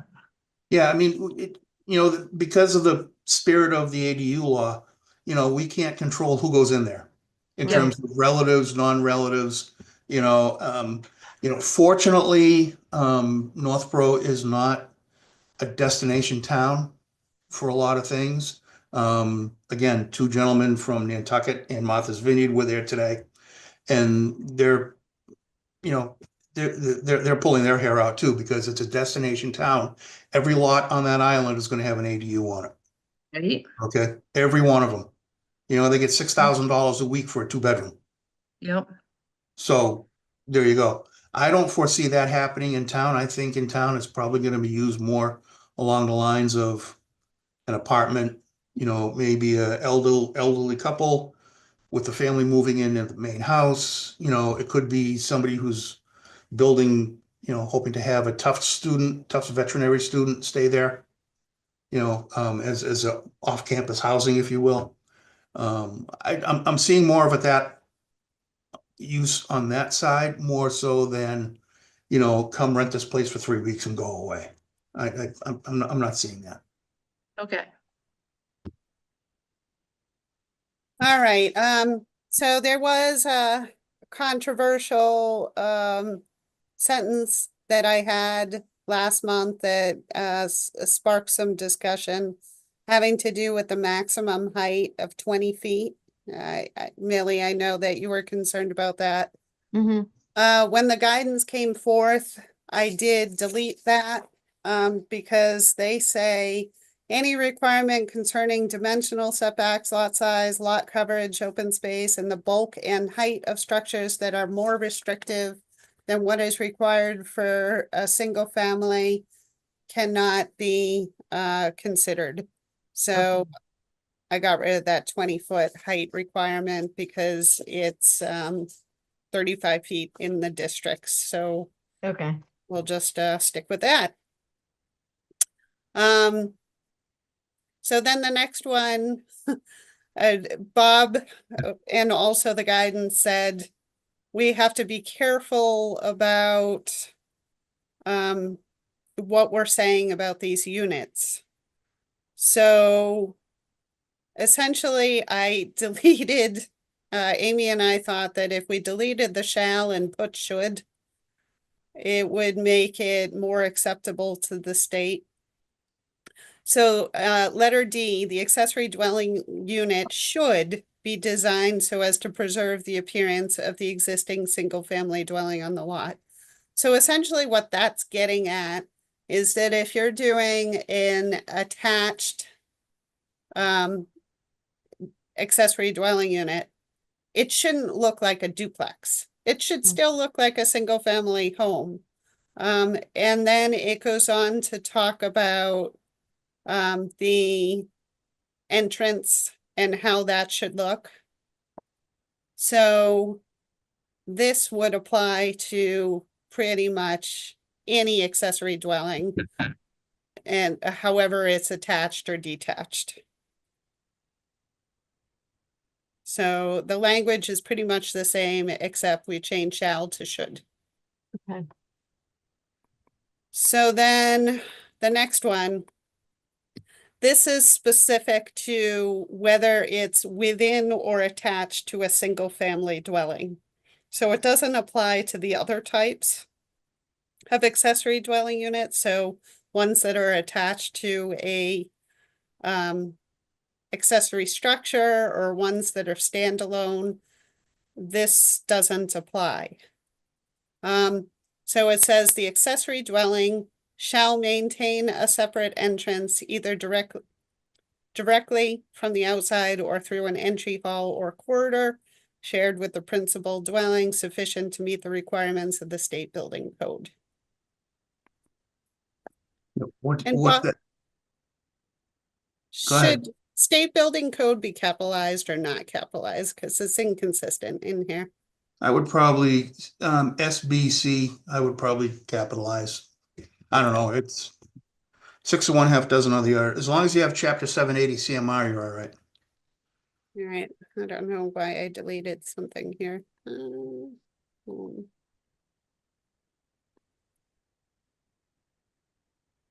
What happened? Do Control Z. Control Z? Yep. Oh, that didn't work. Mhm. I was trying to undo what I just did. Yeah. Oh, here we go. The arrows are up there. There we go.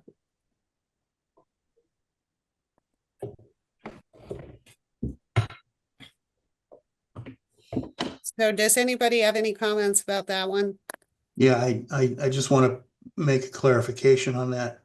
And I think it's pretty much there, but the idea behind an accessory dwelling unit is that to go from one dwelling unit to the other, you need to leave that dwelling unit completely. Right, Okay, so you either have to go outside and come around to the front, or if they talk about some sort of an entry hall, that entry hall is a neutral area. Okay, so that entry hall would have a door to the outside. You go into this entry hall or vestibule, and then you have a doorway that leads you into either the main part of the dwelling or another separate door that leads you into the ADU. Okay, and that center hallway has to be fire protected. Okay, so the idea behind an ADU is that you've got to leave one to go to the other. A lot of in-law apartments and all that stuff built in the 60s and 70s, you would have a doorway from one living area, and it's an interior doorway, and it goes into another section of the building which has a kitchen, a bathroom, a bedroom, and a living room. Okay, that's an addition. That's not an accessory dwelling unit. Okay, because it's still you got a familial tie in that, and you have just a common doorway. Okay, again, the ADU and the primary residence are two separate entities. Okay, okay. All right, so this language works for you, Bob? yeah, Okay. yeah. As long as we get 780 CMR in there, that's good, because that's basically a definition and an idea that comes out of the building code, not so much the zoning code. So then letter F, once again, I'm softening this from what I had last time. So instead of saying shall, I'm saying should. So this is something that the design review team can encourage. And also we're encouraging in the regulations, but we're not mandating. One of the things, just as information, detached ADU should not be taller than the principal dwelling. I think that's appropriate. One of the things to remember is that in our current zoning bylaws, if you do propose to build an accessory structure, okay, and an ADU is an accessory structure, okay, that is 2 stories, you need a special permit by the ZBA. Okay, so if they want to do a two-story type accessory dwelling unit, they still have to go to the ZBA for that. So question for you, Bob. Mhm. And I have an example of this in my neighborhood. Yep.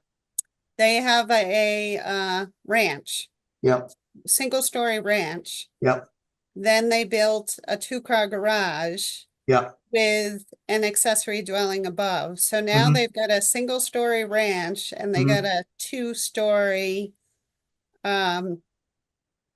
accessory structure. Are you saying that that is required to go to the ZBA? No, because in what you're describing, the new garage is attached. No, it's not attached. Oh, it's detached? Yeah. Yeah, and in our case in Northborough, they'd have to go to the ZBA for a special permit. Okay, and where is that requirement?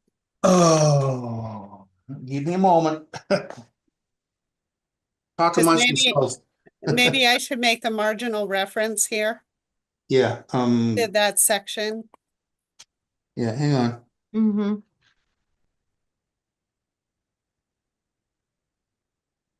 It might be in.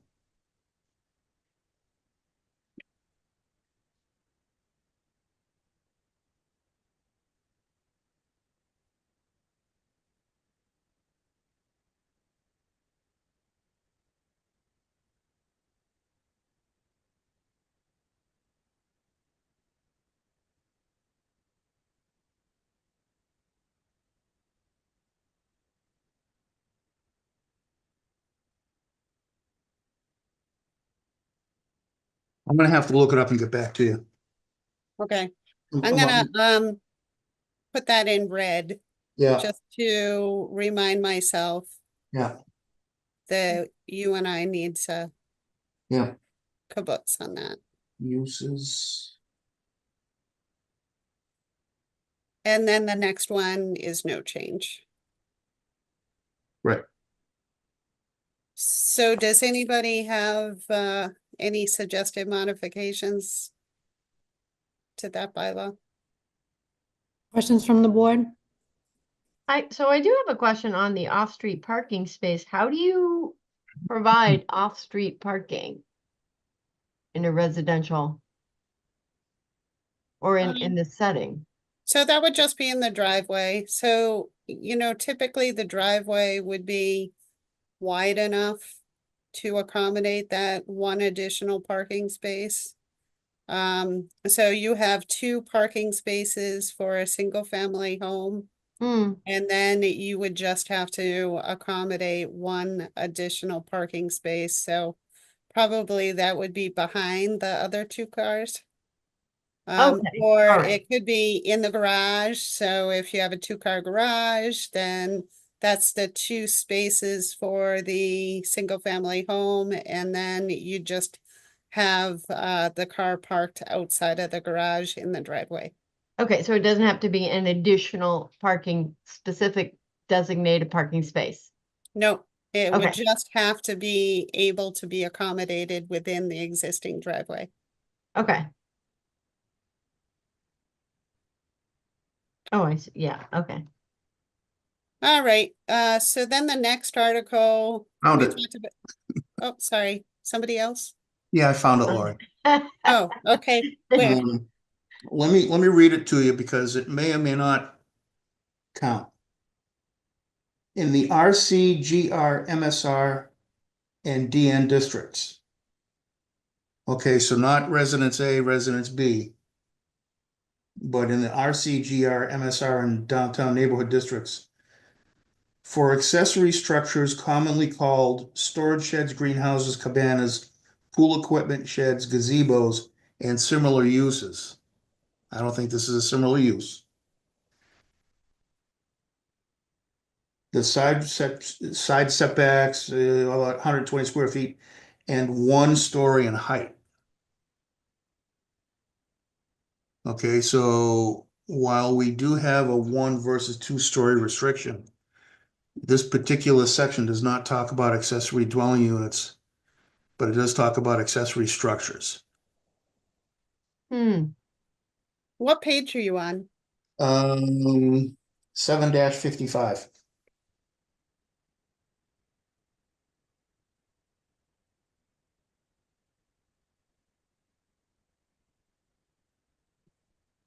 About a quarter of the way down, Yeah, I see it.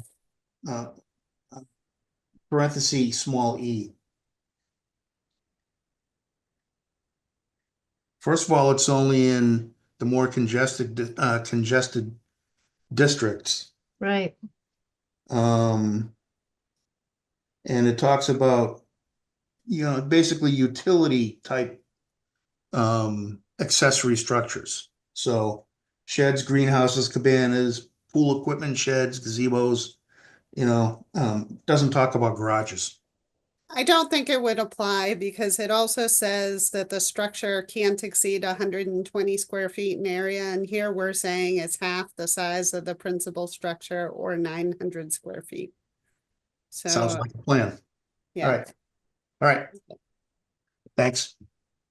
So then, under the supplemental regulations, so this is the regularity factor we talked about last time. I just changed the wording a little bit. No lot for building purposes shall be created, which is substantially irregular in shape.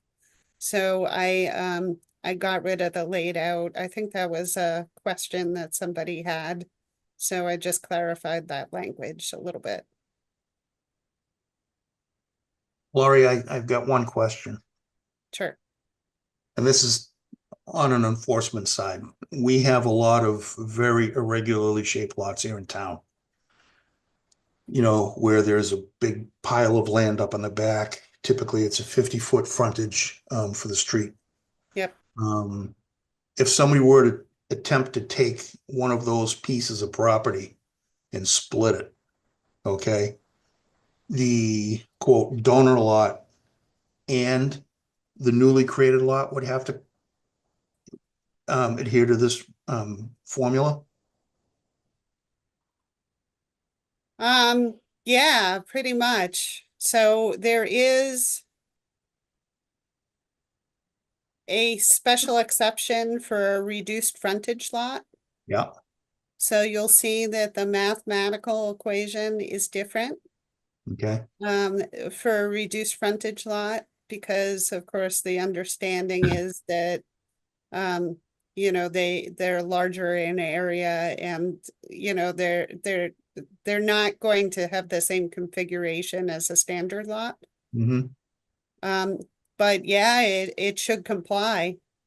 Okay. So what we're trying to do is create more rectangular looking lots. Right. And there is also an exception for very large parcels. So here it says the formula may be applied only to that portion of the lot that conforms to the minimum dimensional requirements of the bylaw, frontage and area, thus allowing greater irregularity on large parcels where that irregularity is not used to meet minimum requirements. So you could have, a 10-acre lot that's super funky looking. But you would have to demonstrate that the minimum, so if it's in the 80,000 square foot district, that 80,000 square feet has to be compliant with that formula. So it would have to be somewhat rectangular. Okay. Is there any way, Lori, that you can add some wording to speak to what Bob just said, that like when you do subdivide the lot, that the original one also has to comply to this? Just to like make that clear, that Yeah, the one created and the one left behind, neither can be funky. Yeah, what we have to do is, should this pass, we have to update our subdivision rules and regs to reflect this information, so we can provide more clarity as well in our subdivision regs to explain how they have to demonstrate that. So it'd really be in our A&R regs, but also, the subdivision as well. And is this basically to prevent irregular lots from becoming more irregular lots? Not necessarily. I had a meeting with somebody recently where they had a very, very large parcel of land, and they were interested in subdividing it so that they could maximize the number of lots. So this kind of prevents one from doing that. So the resulting lots were super ridiculous, crazy looking. So what this would do is it may say, okay, well, instead of 6 lots, you're gonna get 5 lots, but they're gonna be better looking lots that make more sense. Okay. So okay. that, you're gonna know where you can put your swing set in your swimming pool. You're not gonna have to do some weird jog behind your neighbor's house in order to do that. So I think the resulting quality of the lots will be better.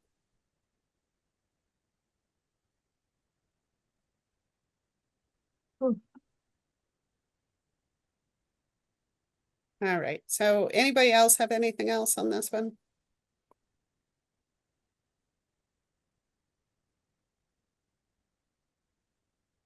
Okay, and then in the next one, once again, the red, you've already seen this one before. But Bob gave me some follow-up comments that I wanted to make sure that I addressed. So I just clarified. So each lot would be served by public water and sewer. So this would be the merger of lots under common ownership. And the reason for that is, of course, we have parts of town that are not served by sewer. And then, of course, we have areas of town that are within the aquifer protection overlay, groundwater protection overlay. So it would make sense that if you are, let's pretend that we're in our 80,000 square foot district. But maybe we have 2 lots that are next to each other that are only 10,000 square feet. If they are served by public and water and sewer, then you'd be able to build 2 houses on those 10,000 square foot lots. But if you're not, so say you're in your 80,000 square foot district where there is no public water and sewer services, then you would not be able to build 2 houses. You would only be able to build 1. Do you know how many lots are smaller than the 80,000 square feet in that area? In the 80,000 square foot district? Yeah. I would have to look. I'm just I wondering, can is do I mean, is that it like, for is it next 5 or meeting. could it be hundreds? Why, what are you thinking, Anthony? Most Just of the ones on impact? Main Street aren't. Right, I just don't know how applicable, I mean, how much it's gonna matter. I mean, I don't Yeah. know how many lots are up there less than 2 acres. But just curious. Part Well, of the, this would say that pretty much you're only able to do it in areas of town that have water and sewer service. You know, Otherwise, they merge. Like they do today. gotcha. one of the reasons why I'm saying we need to think about this is because if you've got one of those 5,000 square foot lots, or even a 10,000 square foot lot, again, if you have wetlands or any kind of a flood or a septic or a well, you need space to fit all of those things onto a small lot. And you're going to have, if you're working on a 5,000 square foot lot, you're not going to get all those items on there. So, you're going to need a bigger piece of land to be able to fit all those services. But in the residential areas, our lot sizes are bigger than 5, correct? Yeah, those are for, established lots, the smallest lot we offer is a 20,000 square foot lot. Right. And there's some like Main Street residential, but we have water and sewer along Main Street, so it's not an issue. Right. That's the thing. This whole issue about merger of lots under common ownership basically erases the merging of the lots that happened back in 1980, 81, something like that, or somewhere back there. If you had common ownership of a house with a lot on it, a lot with a house on it, and a small lot or a small piece of land that was not buildable, okay, by default, that property line got erased. Okay. And that piece of land became part of the main property. This erases it. Okay, and what you're trying to do is allow to have those pieces of property now come back on the market and be viable for building, but there are limitations. They're limiting you to how much heated floor area you have, leaded to single family dwelling, no less than 3 bedrooms, so you're going to need a 3-bedroom septic system, and not to be used as seasonal or short-term rental. Okay, so they're opening up these merged lots so that first-time home buyers or maybe low-income home buyers have an opportunity to build a new home. That's the reasoning behind it. This brought up a lot of attention at the meeting today, where if somebody has a merged lot and they want to open it up to have make it viable as a new building lot, we've been advised to ask for a complete title and deed chain of command and search in terms of who owned what and when, and have a land use attorney submit that to us, because it's bad enough that we had to deal with the confusion of merging these lots together. Now we have to deal with the idea that these lots were merged together, and now we're opening it back up. Okay, that's a huge amount of work that we shouldn't be doing. There should be a land use attorney to do that work as the applicant. So that's kind of the reasoning behind this whole thing. The state's really trying to open up opportunities for people to get land. To Anthony's point, I don't know how many lots in town this is affecting.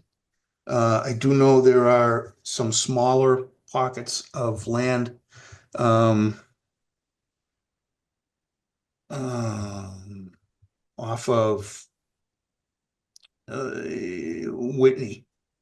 There's a little offshoot street off of Whitney that there's been a lot of activity where the owner wanted to sell the land and he couldn't sell it because it's not a buildable lot. Well, now it may be. So we'll see how that goes. But at this point, there's really no way to tell how many pieces of property are affected by that. And this is something that the state is pushing through. This is a state requirement. Yeah. Yeah, this is now a law. Yeah. So we have to figure out how to comply with this. Right. So this way we're putting some parameters on it. So if we didn't have it in our zoning book, then Bob would just have to, when he has somebody coming to apply for a building permit, Yeah. he would just have to automatically, as long as it had 10,000 square feet and 75 feet of frontage, he'd have to automatically allow a construction of a single family home on it. So this gives us a couple of caveats that says that it has to be on water and sewer, that they have to comply with our upland requirement. And so it gives us a little bit of protection. All right. And then the other one, I think we already discussed, or can't remember if we discussed it or not. But this was one thing that I noticed was missing. I think it was the intent to include it. It has to do with the whole land clearing and grading bylaw that we have. So of course, now we have the new stormwater management and land disturbance permit. But it doesn't make sense that they have to go to the planning board for land clearing and grading, and then also go to the Conservation Commission for a stormwater management and land disturbance permit, because they're looking at clearing and grading as part of that approval. Makes sense. Any comments from that, from board members on that? No. All right, so that's pretty much it. We're going to design review this week to discuss the changes to the sign bylaw that were previously presented to you folks. So at the next meeting, we will have those for you to consider as well.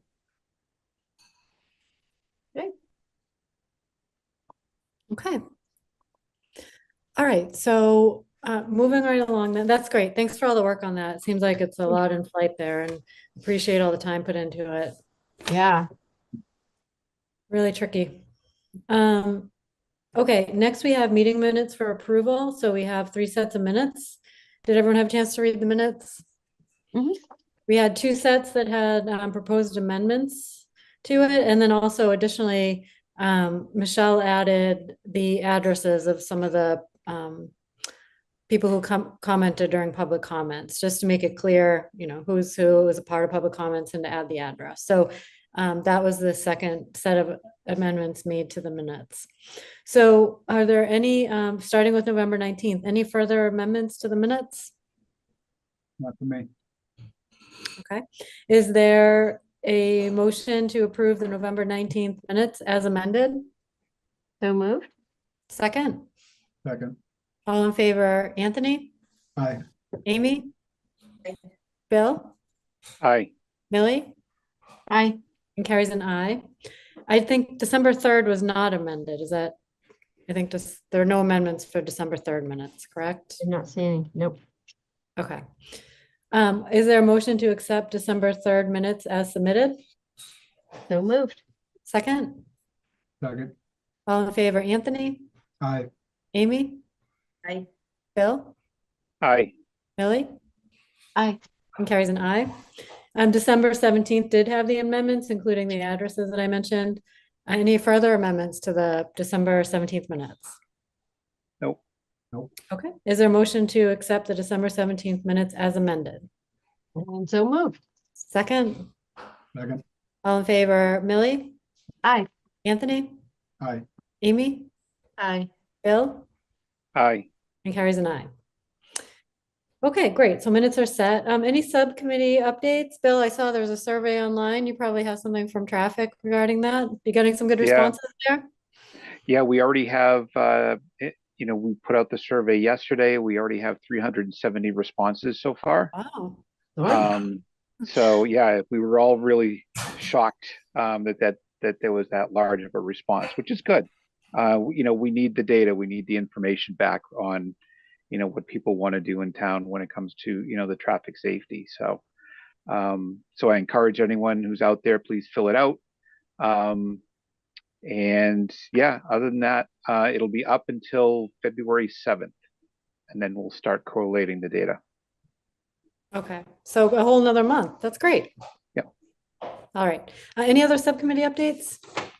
I just have something quick from the CBC. We had a couple of withdrawals for our applications and some changes. But really only the one change that we had was an additional funding for some of the White Cliffs activities. Okay. Yes, there's been quite a bit of buzz about White Cliffs.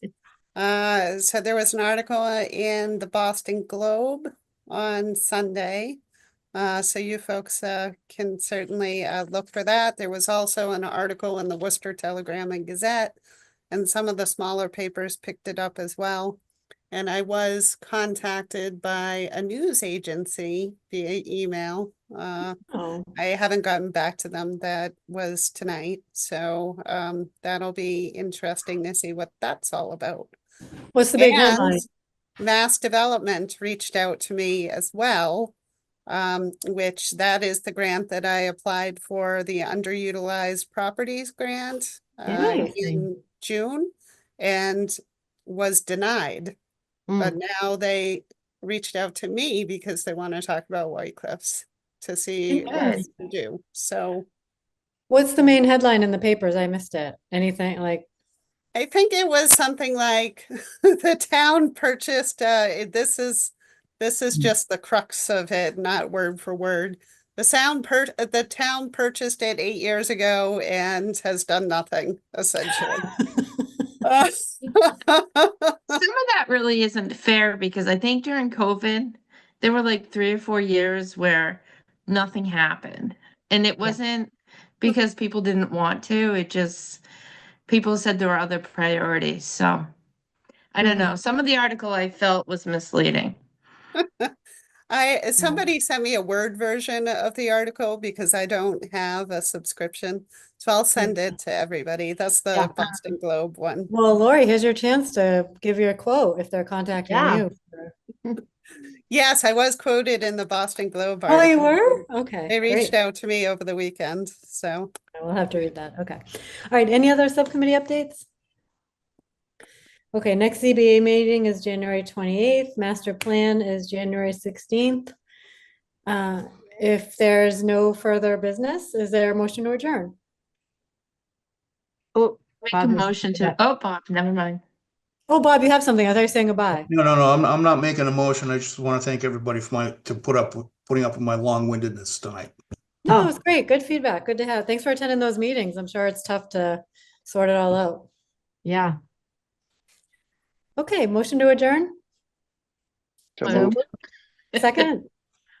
Second. All in favor, Millie? Aye. Anthony? Aye. Amy? Aye. Bill? Aye.